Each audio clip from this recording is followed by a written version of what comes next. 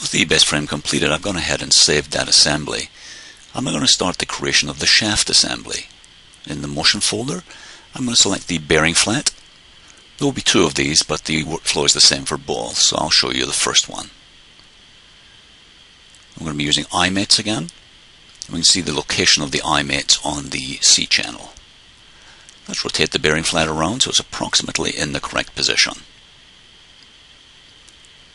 Having done that, I can then snap onto the eye mates and place it in the correct position. There we go.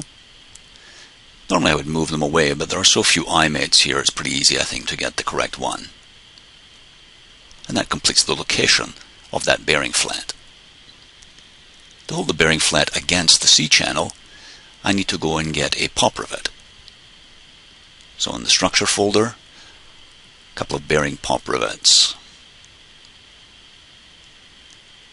Again, we'll be using eye mates to locate these against the frame and through the bearing flat. We'll move those around so they're closer to the location. And using the same workflow we've been using, capture that eye mate, hold down the Alt key. Be careful with this one, there are two eye mates, one on the other side of the frame. It will be incorrectly placed if you selected that one. And again, pop that one into place. So now that bearing flat is held in position by the two bearing pop rivets. Next phase is to place the shaft. Now in this case I've created a custom shaft. It was created from the 3-inch shaft and it's 1.5 inches long. We'll place that in the assembly. We don't need eye mates in this case, we have circular edges, so I can go to the constraint command, insert, and select those circular edges. Flip the solution and key in a value for the offset, which is going to be negative 0.625 inches. I can change this later on if when I put the shaft collar on or put the motor on the other side that it's incorrect.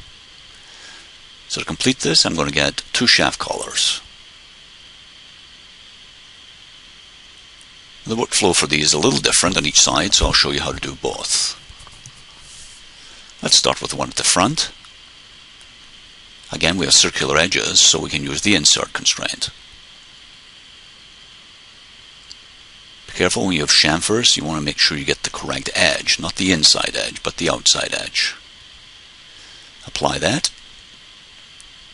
Now when we rotate the shaft, you'll notice that it's rotating, but the shaft collar is not. The easiest way to fix that is to apply an angle constraint. Select the top of the set screw, the shaft, select your solution, and finish that process. So now when I rotate the shaft, it worked correctly. It will be very similar on the other side, except I don't have circular edges to work with, so I'm going to use a slightly different method of constraining. I do have center lines to work with, so we'll use the center line of the shaft collar, and then of the bearing flat. Click OK, just drag that away so we can put the second constraint on, which will be a mate constraint. I could rotate it around, but using the Select Other tool, I can select that face quite easily. Click on OK, and again the same issue. If I rotate the shaft, that shaft collar is not attached correctly or constrained correctly. So I'm going to put an angle constraint to fix that.